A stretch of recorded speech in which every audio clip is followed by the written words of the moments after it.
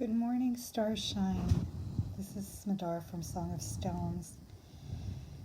And I was in the middle of meditation this morning, and Shungite came into my heart and my space and whispered gently to me to share my story of how I discovered Shungite. And so, in honoring that song, in honoring Shungite's message and song to me, I'm here to tell you my Shungite story. I've spoken about it before, and I have written about it, and there's lots of information about it on my website at songofstones.com. But I guess for some reason I need to share the story again, and I'm happy to do that. So I was at a gem show, a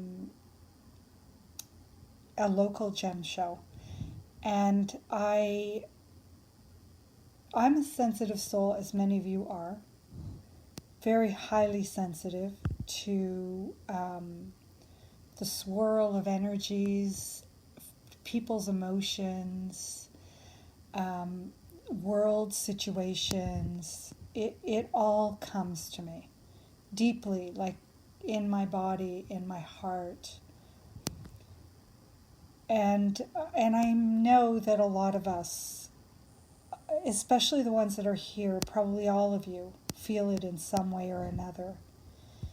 That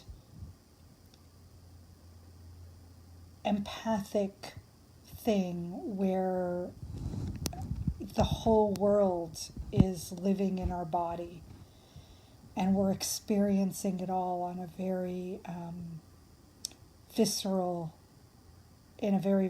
way.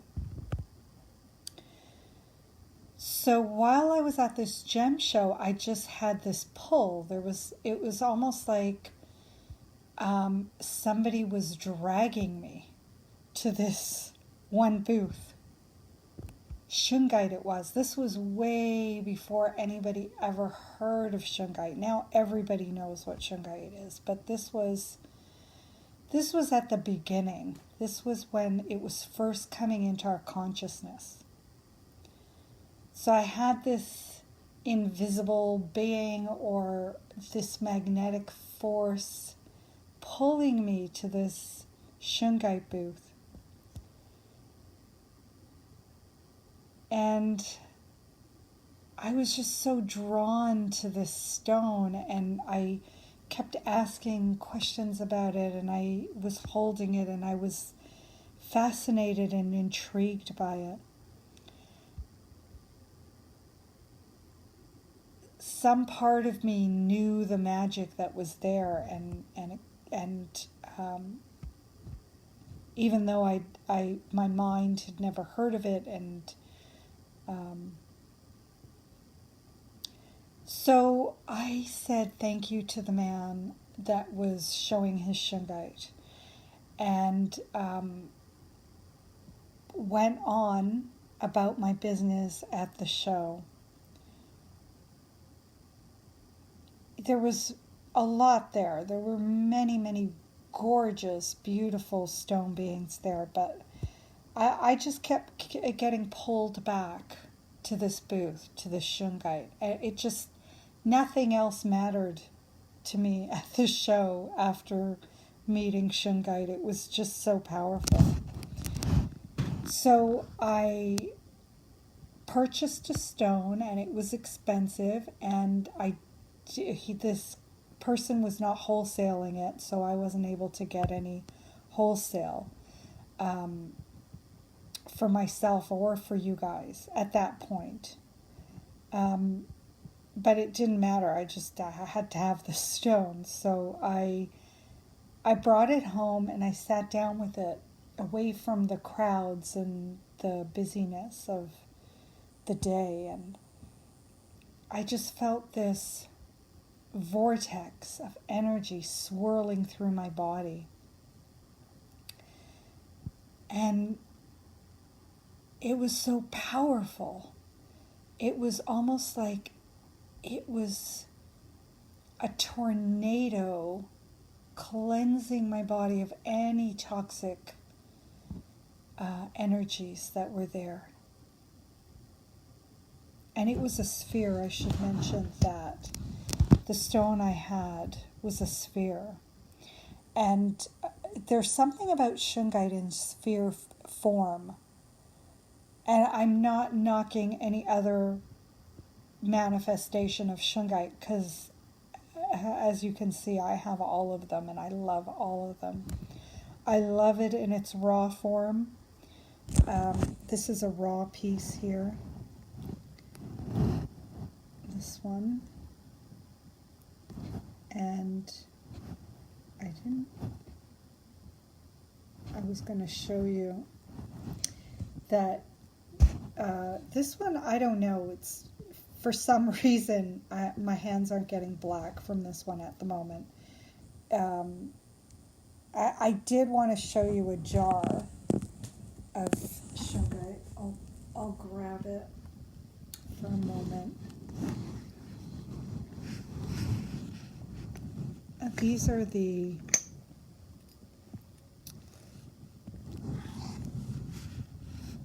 we go. These are the very dusty, raw pieces. And they spilled out twice. One on my white background, that piece is no longer white. They spilled out twice, and I just had to put the jar aside because I couldn't have the black on my hands while I was trying to make this video, because it gets everywhere, and it's wonderful. It's lovely material, and people put this right into their water, dust and all. And Shungite has a magical way of cleansing water. So that was my first experience with Shungite. And then I got myself a bracelet, and I wore it everywhere. And I noticed that when I was out in public, where I usually feel overwhelmed physically and mentally and emotionally by the energies around me, Shungite helped lessen that in a spectacular way. And I was so happy because, as you know, as a sensitive soul, it can really affect your day-to-day living, and it can affect, your ability to interact with other people. And I know people, if you're not that sensitive, I can give you an idea of what life is like for me, is that with all this physical separation that we are experiencing right now, that's my normal. Social distancing is my normal. And Shungite allows me to step out into the world and interact from time to time. I usually choose to go to a forest rather than a mall. But there are times I want to go some grocery shopping, or, I need to go to a gem show, or meet with some people. Then I'm always with my Shungite, and it helps me so much. So much. Shortly after I started wearing Shungite, I discovered another form of Shungite called Noble Shungite. And Noble Shungite, I'm gonna try and get it closer to you. So you can see it's set in a pendant, but you can see how shiny and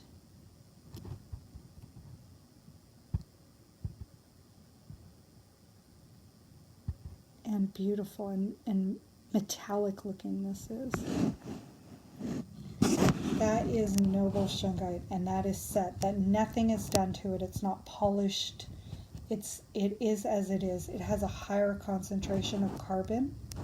And by the way, shungite is carbon. It's a very specifically organized crystalline form of carbon. It forms in buckyball shape, and that is rare to find in nature. It's created in a lab, that formation, but it's rare in nature to find it like that. It might be one of the reasons shungite is so magical as it is. And I also want to point out that Shungite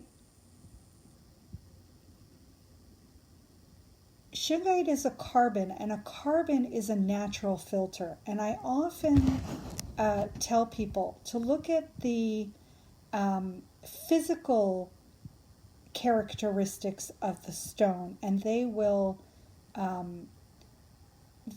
give you a hint as to their metaphysical properties. So carbon being a natural filter, for instance, like your Brita filter, your Brita water filter, it has carbon in it.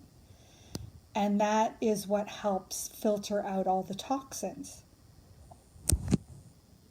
So the fact that it does this on an energetic level makes so much sense when you think about it. So that is one way that you see a stone's physical characteristics reflect its metaphysical characteristics. So once I found that, I started wearing this pendant. And I do have the pendants in my store at songofstones.com if you are feeling drawn to it like I was. I also have the spheres, and I have them in raw form as well, and noble shungite, in case you're wondering. But this pendant, once I discovered the noble shungite, this pendant was on me all the time. I always wore this pendant. And then one day in meditation, I received a design for a pendant that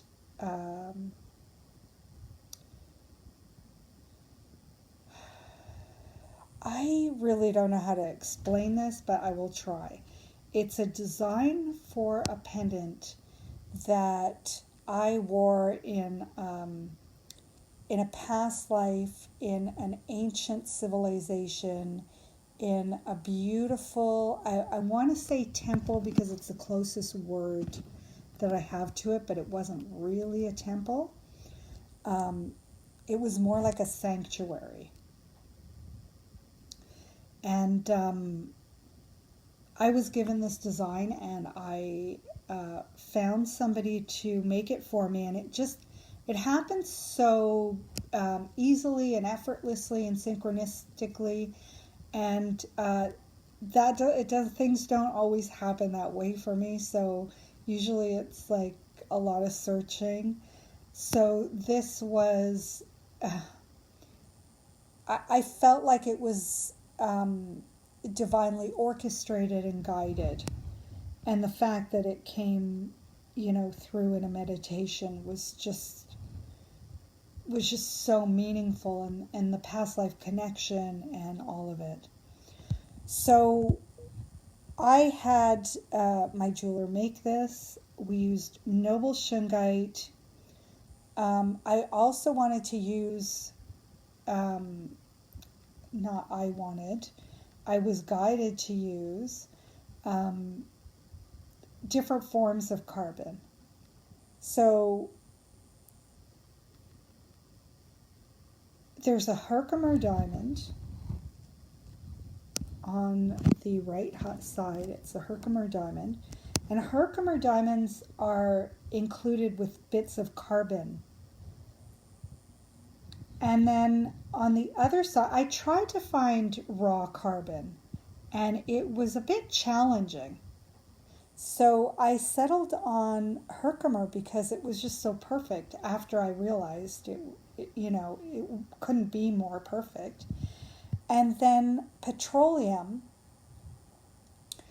um, was the other thing I was guided, some sort of natural oil.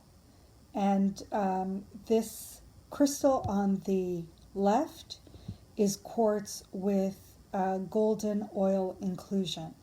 So there's a bit of liquid in there. I don't know, you probably can't see it at the moment, but you can see the reflection of the yellow. You can see how yellow it is compared to the Herkimer. And then Shungite was in the middle. And then I saw the bar, and it was just all so magical. And if any of you are feeling drawn to this pendant, I can have something similar made for you. It's not going to be the same, of course. But you could just let me know if that calls to you in some way. But I do have these pendants, and they are amazing. I can't say enough about Shungite. I could go on and on and on forever about how wonderful this is for sensitive souls. And I think it just came into our consciousness at the wonderful, perfect time, because so many people are feeling the effects of the toxic energies in our world. If you think of, stuffing some toxins in a jar and sealing it up,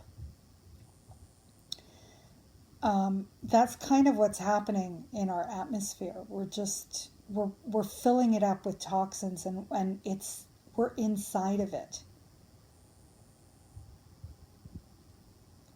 And then we're breathing it all in. And it's not just the physical stuff, it's the emotional stuff and the mental stuff. We're just putting it out there in every single way that we know how. and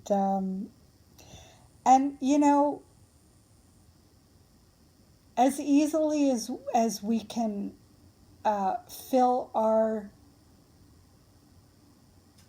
world with toxins, we can just as easily release them and transform them.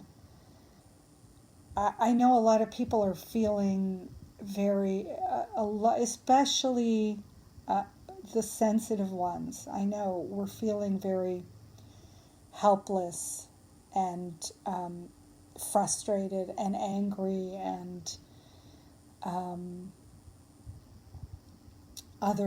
many other emotions about what's happening to our world. And we can feel a little helpless to do anything about it because, it's just everywhere. And I want you to know that there is, first of all, there's help. There's emotional, physical, and spiritual, and mental help that's available to us. And but also to know that it's not hopeless, that it really is not hopeless. We human beings are pretty amazing at, you know what, it's not even us. I mean, really all we need to do is just get out of the way and Gaia will fix herself. But we are, we will come around. It might take us a while, but we'll come around. And we're pretty amazing at creating. And when we learn how to create together with our earth, it's going to be magical. And it's going to happen. But, you know, even if it takes a while, don't be discouraged. And don't buy into the bleak forecasts of we have to change what we're doing before it's too late. It's really never too late. I mean, definitely we're doing damage to our environment, but, you know, there's a lot that we can do to shift things. And I don't want you to feel discouraged and disheartened and that there's no hope. There's always hope, and you personally can do so much. You have no idea how powerful you are to shift things, and just in your own life. And that is what's going to make the biggest difference to the world, which gives you a lot of power.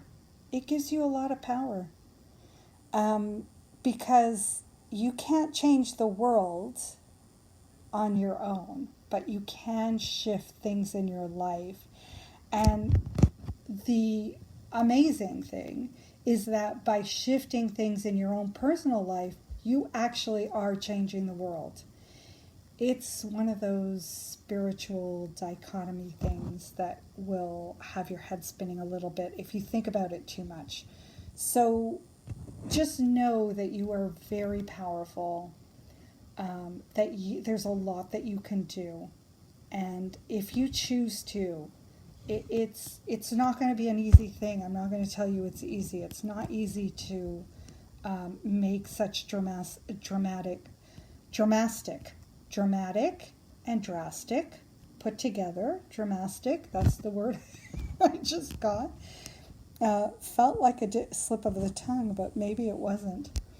So in order to make these dramatic changes,